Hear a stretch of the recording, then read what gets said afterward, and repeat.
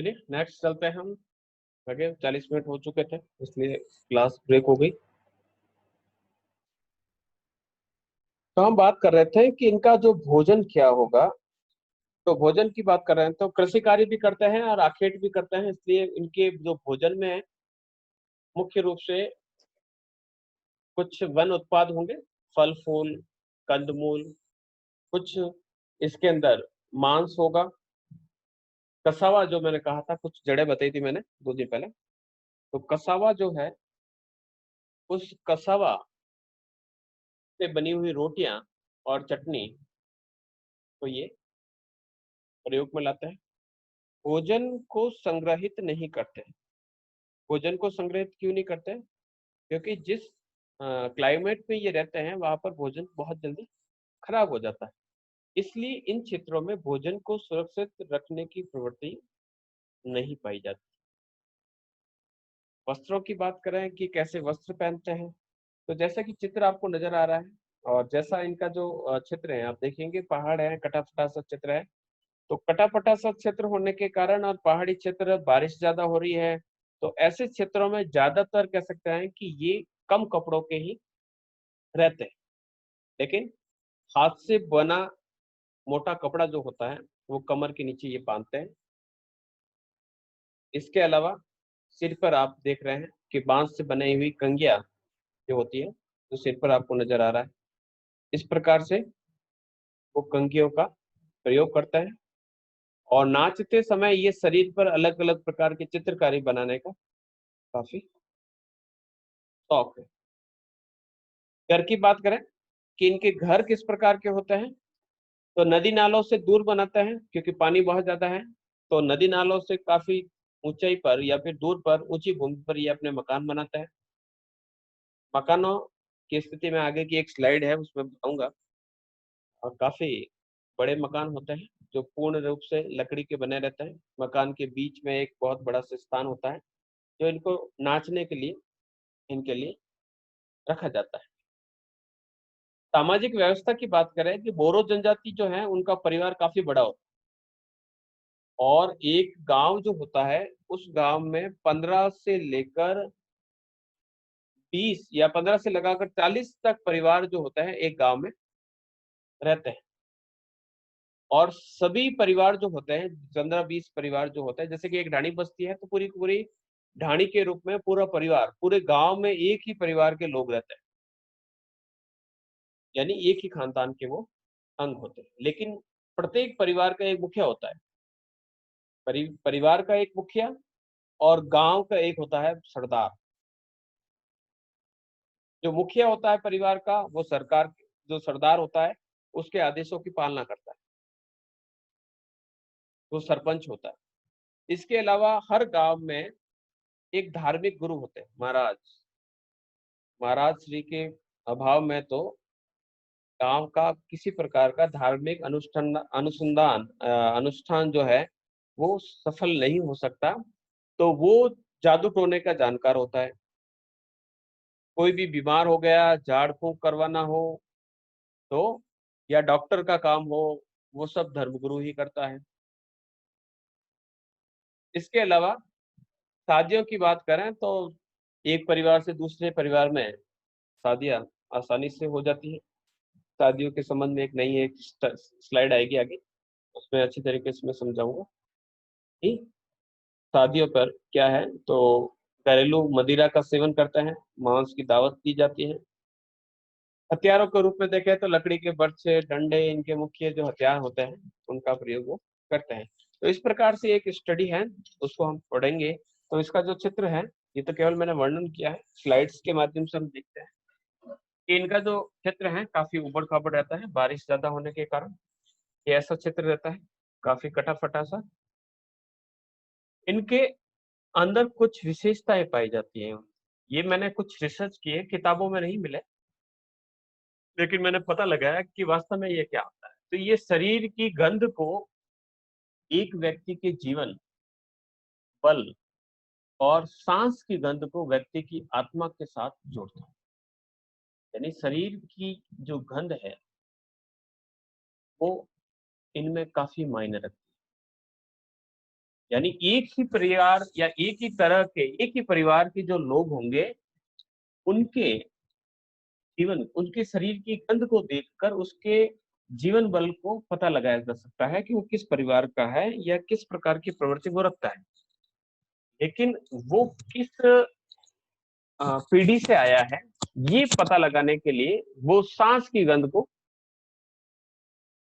प्रमुखता से रखते हैं और कहते हैं कि जो सांस की जो गंध होती है, सांस की बदबू, उसका जुड़ाव उसकी आत्मा से। और जो शरीर की जो बदबू गंध जो है, बदबू शब्द नहीं ले रहा हूं मैं, सुगंध भी हो सकता है इनके लिए, ये ट्राइब्स एरिया है, इनके लिए किसी प्रकार की सुगंध दुर्गंध जैसे शब्द नहीं होते। तो ये इस प्रकार से अपनी बात को रखते हैं। फिर हम बात करें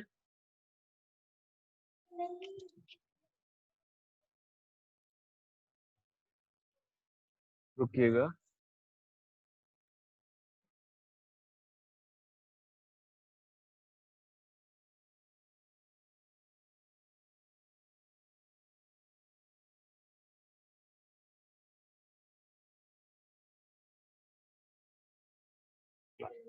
आगे बढ़ते हैं। ये पारंपरिक रूप से शिकारी होते हैं और विभिन्न खाद्य सामग्री को इकट्ठा करने वाले होते हैं। लेकिन जैसे ये मिशनरियों के प्रभाव में आए, मिशनरियों ने इनका धर्म परिवर्तन करवाया और कुछ ब्राजील के अधिकारी जो हैं उनके प्रभाव में आने के कारण इन्होंने उन लोगों को, यानी ये जो लोग हैं, इनको कृषि कार्य करवाया गया। यानी इन्होंने धीरे धीरे अपना मुख्य जो व्यवसाय जो है शिकार करना और फलों को एकत्रित करना, ये छोड़ दिया। और अभी वर्तमान में ये कुछ शिक्षित हुए और शिक्षित होने के साथ साथ इन्होंने कृषि कार्य को करना शुरू किया। और आज वर्तमान की बात करें तो इनके जीवन निर्वाह का जो मुख्य जो माध्यम है वो कृषि, कृषि के माध्यम से ये अपने जीवन निर्वाह को करते हैं। कृषि का जो कार्य है वो केवल महिलाएं करती हैं। एक क्षेत्र है रियो वर्मेलो, उस क्षेत्र में महिलाएं कृषि का कार्य करती है और जो शिकार का जो कार्य है वो पुरुषों के द्वारा किया जाता है। इनमें कई प्रकार के फेस्टिवल्स मनाए जाते हैं, जिसमें कॉर्न फेस्टिवल्स है, जिसे ये अनाज इकट्ठा करने का उत्सव मनाते हैं। यहाँ की जो मुख्य जो फसल है वो कह सकते हैं कि मक्का है। मक्का जो है उष्ण कटिबंधीय जो क्षेत्र होते हैं जहाँ पर बारिश ज्यादा होती है और गर्मी भी ज्यादा होती है, उन क्षेत्रों में मक्का उपजाया जाता है। और चावल भी जहाँ पर पानी ज्यादा होता है वहां पर उपजाया जाता है। कसावा भी एक ऐसी फसल है जो जड़ के रूप में मिलती है। तो यहाँ पर ये लोग इस मक्के को एकत्रित, यानी मक्के की फसल जब पक जाती है उस समय एक कॉर्न फेस्टिवल मनाते हैं, मक्का उत्सव। उससे मक्के की बनी हुई विभिन्न प्रकार के व्यंजनों को बनाया जाता है और उनको परोसा जाता है और एक फेस्टिवल के रूप में उसे मनाते हैं। ये मक्का इनके भोजन का महत्वपूर्ण अंग है।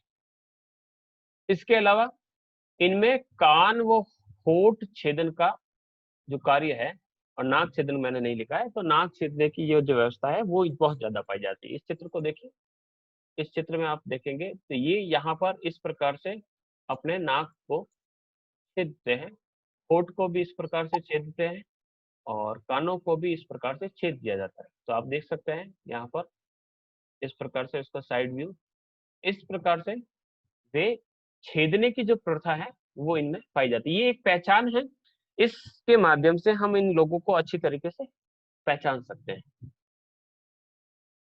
फिर उसके बाद एक अंतिम संस्कार का एक अनुष्ठान है। हालांकि मुझे इंग्लिश बुक्स मिली, उस इंग्लिश बुक्स में मैंने जितना इनको समझा है उसके बारे में मुझे पता चला है कि ये अंतिम संस्कार का जो कार्य है ये काफी अलग सा है। इसमें कई किताबों में मुझे अलग अलग तरीके से मिला है। जहां तक मैंने इसको समझा है इन जनजाति को, तो वो इस प्रकार से है कि ये अपने पूर्वज का अंतिम संस्कार उसी घर में करते हैं और घर के जो चौक होते हैं उसी चौक में इनका अंतिम संस्कार किया जाता है और अंतिम संस्कार के दिन उस घर को नष्ट कर दिया जाता है।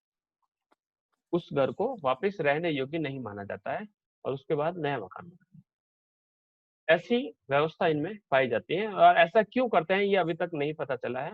लेकिन ये इनका बहुत पवित्र उत्सव होता है जो खुद इंडियन मानते हैं। इंडियन यानी ये आदिवासी लोग जो होते हैं जो इस प्रकार से होते हैं। फिर एक संस्कार है वो है पारित होने का संस्कार, जिसमें एक सामाजिक श्रेणी से दूसरी सामाजिक श्रेणी में जब व्यक्ति प्रवेश करता है तब इस प्रकार का त्योहार बनाता है। जिस प्रकार से हम कह सकते हैं कि बाल्य अवस्था से युवा अवस्था में आ गया, युवा अवस्था से वो कह सकते हैं गृहस्थ आश्रम के में जब प्रवेश करता है तो इस प्रकार के त्योहार भी यहाँ पर मनाए जाते हैं। इसके अलावा नाम रखने का जो समारोह है वो भी इनमें प्रचलित है। नेक्स्ट जो स्लाइड है, ये जादू टोने में काफी विश्वास रखता है। यहाँ पर एक चित्र है जिसके अंतर्गत आपको अलग अलग प्रकार के चीजें देखने को मिलेगी। कुछ ब्लड के मैंने यहाँ से निशान मिटा दिए हैं, तो वो भी यहाँ पर इस प्रकार से ये कुछ न कुछ अनुष्ठान, ये जो व्यक्ति है दो, तो एक तो परिवार का मुख्य है और एक व्यक्ति जो हो सकता है इनका धार्मिक गुरु जो है, यानी परिवार का मुख्य और धार्मिक गुरु है, वो मिलकर इस प्रकार के अनुष्ठान संधान को करते हैं। गले के अंदर देख लीजिए आप, इस प्रकार की सामग्री लटकी हुई है और सिर के ऊपर इस प्रकार के जो है वो रखते हैं। तो ये अलग अलग प्रकार की व्यवस्था इसके अंदर पाई जाती है। सामाजिक व्यवस्था की बात करें तो ये अमेजन के जो रेन फॉरेस्ट है, उन रेन फॉरेस्ट में रहने वाली एक जनजाति है। तो इनके जो गांव होते हैं वो काफी गोल आकार में, ये चित्र देखेंगे इसके अंदर आप देखेंगे कि पुरुषों के मकान या फिर कह सकते हैं जो मुख्य जो है गांव के व्यक्ति या पुरुष जो है सारे सारे यहाँ रहते हैं, और जो बच्चों के लिए और परिवार के अन्य सदस्यों के लिए इस प्रकार से चारों तरफ घर बनाया जाता है। फिर इनमें एक जटिल सामाजिक संगठन पाया जाता है, यानी कबीले होते हैं और हर एक कबीले के व्यक्ति को अपने कबीले के नियमों का पालन करना पड़ता है और उसी कबीले में रहते हुए जीवन व्यतीत करना पड़ता है। एक ही परिवार संपूर्ण गांव में रहता है, इसे हम पहले भी स्पष्ट कर चुके हैं। ये अपने गांव को एल्डिया कहते हैं। ये आपको किताबों में नहीं मिलेगा, मैंने कहा था मैं कुछ इंग्लिश बुक्स में से मैंने इसको कलेक्ट किया है। एल्डिया जो है इनका गांव है जो दो भागों में विभक्त होता है, एक को एक्सरे कहते हैं और एक टुगरेज। ये दो नाम है उस गांव के दो भागों के। इनके परिवारों में मात्र सत्तात्मक परिवार होता है, स्त्रियों को काफी महत्व दिया जाता है। घर के मुख्य जो क्रियाकलाप है वो स्त्रियों को पूछकर ही किए जाते हैं। स्त्रियों को इनके समाज में काफी अधिक महत्व दिया जाता है। फिर कुछ सामाजिक संस्कारों की बात करें कि इनमें क्या क्या व्यवस्थाएं पाई जाती हैं। तो जैसे ही शादी हो जाती है तो शादी के बाद जो व्यक्ति शादी करता है उसको दुल्हन के घर में रहना होगा और उसके घर में रहते हुए उसके परिवार के लिए उसकी जिम्मेदारी तय, घर जमाई की प्रथा इसमें पाई जाएगी। वो उन परिवार के लिए, ससुराल वालों के लिए मछलियां पकड़ कर लाएगा, उनके लिए वो शिकार के कार्य करेगा, उनके अन्य काम करेगा और जरूरत पड़ी तो अपने साले जी के लिए सजावटी सामान बनाएगा। सजने संवरने के लिए जो कर सकते हैं कि बांस की पट्टियां हो या किसी प्रकार का कोई वस्त्र बनाना हो या किसी प्रकार से अन्य कितने भी कोई भी कार्य करने हैं तो वो सारे कार्य इस व्यक्ति को अपने ससुराल में करने होंगे। शादी के बाद ये बाद है, सभी आदिवासी जो लोग हैं एक ही छत में अंदर रहते हैं और घर को अलग अलग भागों में ये डिवाइड कर लेते हैं। किस हिस्से में बच्चे रहेंगे, स्त्रियां किस दिशा में रहेंगे, कहाँ पर बुजुर्ग रहेंगे। घर का एक स्थान जो है काफी साझा स्थान, साझा स्थान का अर्थ होता है वो सबके लिए एक ही स्थान है। वहां पर सभी लोगों को इकट्ठित होना है। कब इकट्ठित होना है? जब हमें भोजन करना है उस समय, और किसी प्रकार का कोई दैनिक अनुष्ठान या पूजा करनी है, पूजा पाठ का कार्य करना है, उस समय इस चौक में एकत्रित होना पड़ता है। इनके घर के जो दरवाजे और खिड़कियां जो होते हैं वो हमेशा खुले ही रहते हैं ताकि सबको पता रहे। बीच में जब मैंने एक मैप बताया था, वो व्यक्ति जो पुरुष जो रहते हैं वो यहाँ पर बैठे बैठे सभी घरों में ध्यान रख सकते हैं, खिड़कियां दरवाजे सब खुले, घर में क्या चल रहा है। तो इस प्रकार से ये खुले रखते हैं। आगे वापस वहीं आ जाते हैं और धार्मिक अनुष्ठान जितने भी आयोजित होते हैं जिसमें जो महिलाएं हैं वो शामिल नहीं होती हैं। ये कुछ विशेषताएं पाई जाती है। ये कुछ जनजाति विशेषताएं हैं जो इस ग्रुप के अंतर्गत पाई जाती हैं। और इस प्रकार से हमारी लास्ट स्लाइड की होगी, ये बोरो जनजाति क्लियर होती है। तो कुछ कॉम्प्लिकेशंस हैं, उन कॉम्प्लिकेशंस के साथ हमें इन जनजातियों की, क्योंकि जनजातियों के बारे में बात करता है, तो इनके बीच रहकर ही इस प्रकार के कार्यों का पता लगाया जा सकता है कि ये जो है लोग किस प्रकार से जीवन व्यतीत करते होंगे। तो ये कुछ व्यक्ति गए होंगे इनके बीच में और इन्होंने पता लगाया, और जितना पता चला है उसके आधार पर ये वर्णन आपके सामने प्रस्तुत किया गया है। डाउट हो पूछ लीजिए। आपको फॉर्म के ग्रुप में भेजा जा चुका है, चैट बॉक्स में देखिए, क्लिक करते हुए आपकी अटेंडेंस फिल कर दीजिए, और कोई डाउट हो तो पूछ लीजिए आप। दो जनजातियां क्लियर हो जाती हैं, सकई और समांग, जो हमारे नेक्स्ट टॉपिक रहेंगे।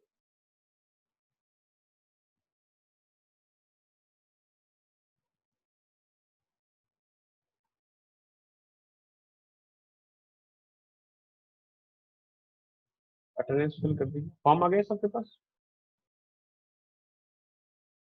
सेक्रेटरी वाले बहुत फटाफट अटेंडेंस पढ़ते हैं। डिम्पल मालवीय सबसे पहले, ऋतिका डांगी, ये देख लीजिए आपके जिसकी अटेंडेंस हो चुकी है।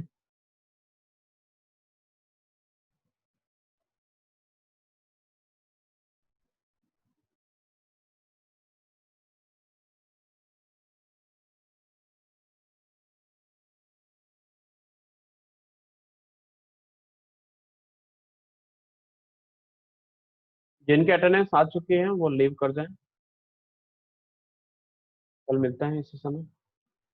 और बाकी के अपने नाम देख लीजिए, जैसे फिल करते हो और आपका नाम आ रहा है, इसका मतलब आपकी अटेंडेंस हो चुकी है।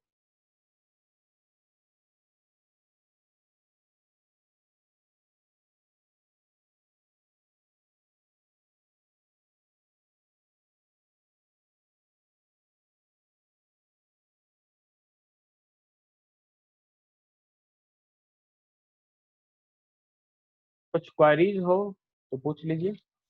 किताब आप खरीद सकते हैं, तो मानव भूगोल के सरल सिद्धांत की किताब है, SD कोशिक, रस्तों की पब्लिकेशन, मेरठ से पब्लिश होती है, मिल जाती है तो खरीद लीजिए, नहीं तो अभी तक चलने दीजिए। और काफी कुछ मटेरियल आपके यहाँ पर अवेलेबल है।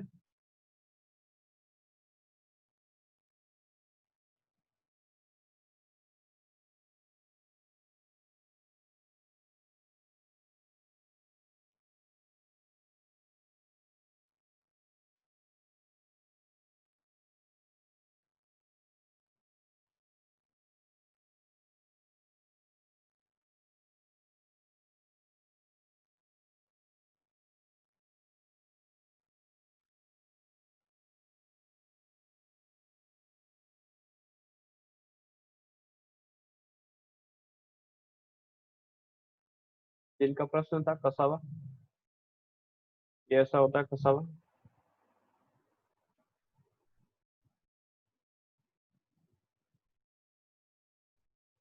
जड़ है जो पौधों के नीचे, यहाँ देखेंगे आप, पौधे के नीचे इस प्रकार से लगती है, तो इससे ये चटनी भी बनाते हैं और इससे रोटी भी बनाते हैं। आपने साबूदाना खाया? जो साबूदाना है वो भी आपके इसी प्रकार से बनता है, यानी ऐसे ही एक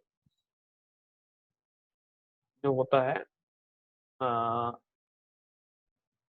टेपियोका रूट, क्या होता है बताता हूँ।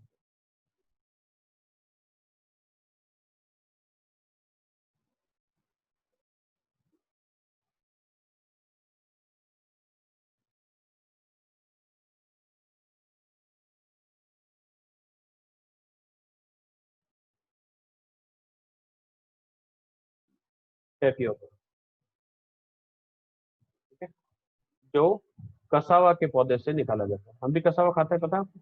देखो, टेपियोका एक स्टार्च है जो कसावा पौधे के भंडारण की जड़ों से निकाला जाता है। तो साबूदाना बनता है ना, वही है ये कसा हुआ, इसी से हमारे साबूदाने बनते हैं। तो ये एक रूट है और उसका प्रयोग करते हैं। अटेंडेंस काफी कम जनों की हुई है, फिल कीजिए, कहीं किसको प्रॉब्लम आ रही है।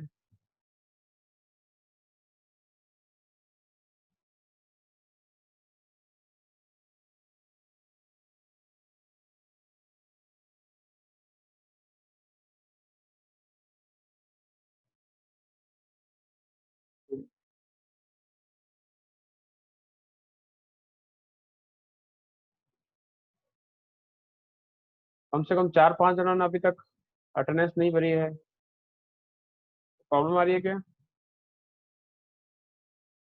जिनकी हो गई अटेंडेंस वो चाहे ग्रुप छोड़ सकते हैं, नहीं हुई है वो बैठे रहे और फॉर्म को फिल कर दे, क्योंकि मैं मीटिंग को जैसे ही ऑफ करूंगा आपका लिंक चला जाएगा।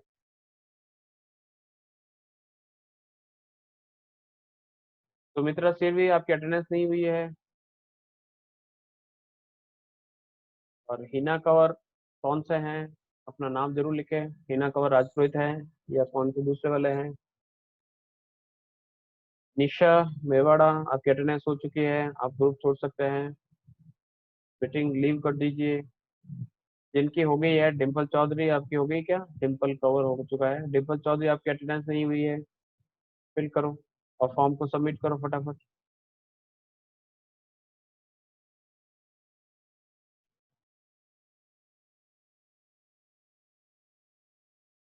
कोमल क्या समस्या आ रही है, अटेंडेंस नहीं हुई आपकी?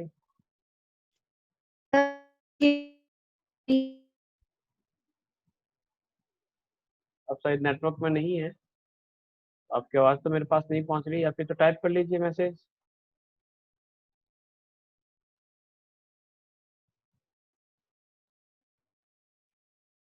नहीं हो रहा क्या?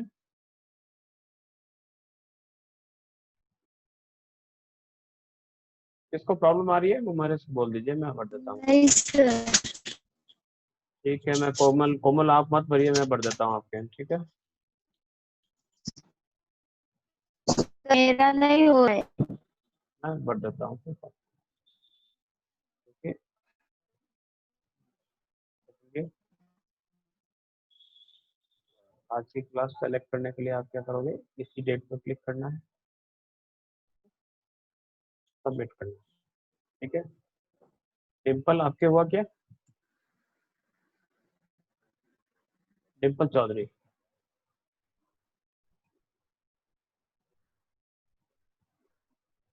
हाँ सर। हो गया?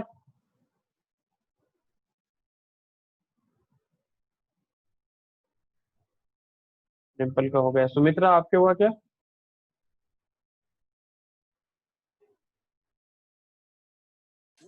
नहीं सर। सुमित्रा मैं आपके अटेंडेंस ले भर रहा हूँ, तो आप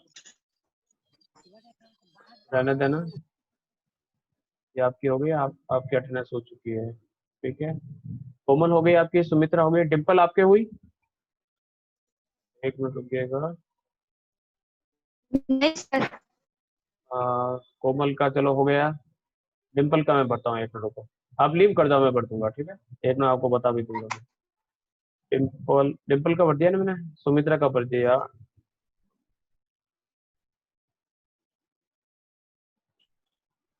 डिम्पल चौधरी आपका सेकंड ईयर, आज की दिनांक और सबमिट, ठीक है। आपका भी हो गया, कोमल का हो गया, कोमल राणावत का 2 बार हो गया, तो एक बार यूज करना पड़ेगा।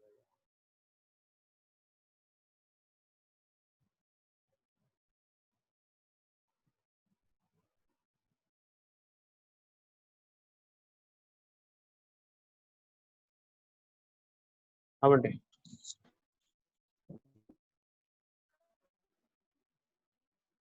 डिम्पल हो गई आपकी अटेंडेंस, लीव कर दो आप। सर मेरा हो गया। हाँ लिख रहे हैं, देखो ये आ रहा है ना, डिम्पल चौधरी। हाँ ओके, कल इसी समय